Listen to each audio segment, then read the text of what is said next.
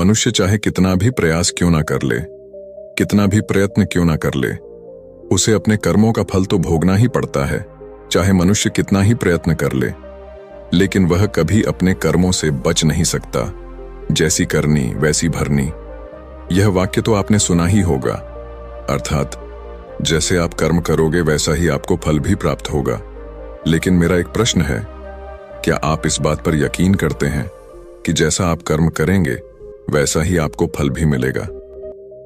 अब आप में से अधिकतर लोगों के मन में यह प्रश्न जरूर उठ रहा होगा, क्योंकि इसमें पूछने वाली बात क्या है? ये तो सत्य ही है कि जैसे हम कर्म करेंगे वैसा ही हमें फल भी मिलेगा। लेकिन एक बार के लिए आंखें बंद करके अपने आप से यह प्रश्न कीजिए, देखिएगा कि आपको इस प्रश्न का उत्तर स्पष्टता से नहीं मिल पाएगा। कहीं ना कहीं आपके मन में एक संशय जरूर होगा कि क्या यह बात सच है या झूठ। दोस्तों, आज इस कहानी से हम समझेंगे कर्मों का खेल।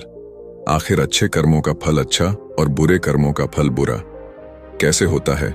बहुत समय पहले की बात है। किसी गांव में एक बहुत ही ज्ञानी पंडित रहता था।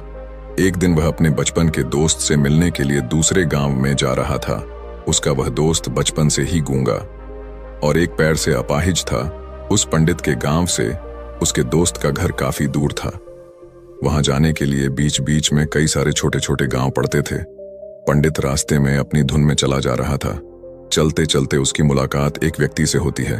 रास्ते में उसे एक आदमी मिलता है जो ऐसा लगता था कि वह किसी का इंतजार कर रहा था, और वह भी पंडित के साथ चलने लगता है। उस आदमी को देखकर पंडित बहुत खुश हो जाता है। उसने सोचा, चलो अच्छा हुआ, साथ साथ चलने से उसका सफर आसानी से कट जाएगा। बात की शुरुआत करने के लिए उस पंडित ने उस व्यक्ति से उसका नाम पूछा तो उसने अपना नाम धर्मराज बताया। पंडित को यह नाम कुछ अजीब सा लगता है, लेकिन उसने नाम के विषय में कुछ और पूछना उचित नहीं समझा। दोनों धीरे धीरे साथ में चल रहे थे। तभी रास्ते में एक गांव आता है।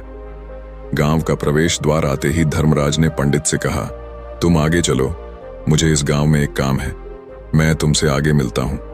पंडित ने कहा, ठीक है। वह आगे रास्ते में चल देता है। कुछ देर बाद उस गांव में खबर फैली कि एक व्यक्ति को सांड ने अपनी सींग में फंसाकर मार दिया है।